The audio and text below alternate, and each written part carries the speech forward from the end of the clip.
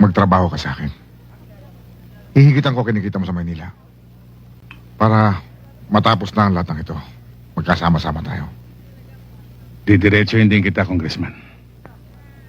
Hindi pinagbibili ang lupa ng aking kapatid. Alam mo yan. At hindi ako magtatrabaho sa'yo. Bakit naman?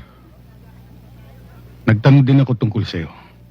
At nalaman kong hindi magandang pamamalakad mo rito. Matalas ang dila mo, Villamar. Mag-isip-isip ka. Baka ikaw ang masugatan ng talim niyan.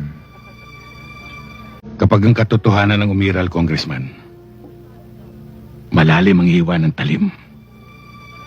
Walang iniwan sa katotohanan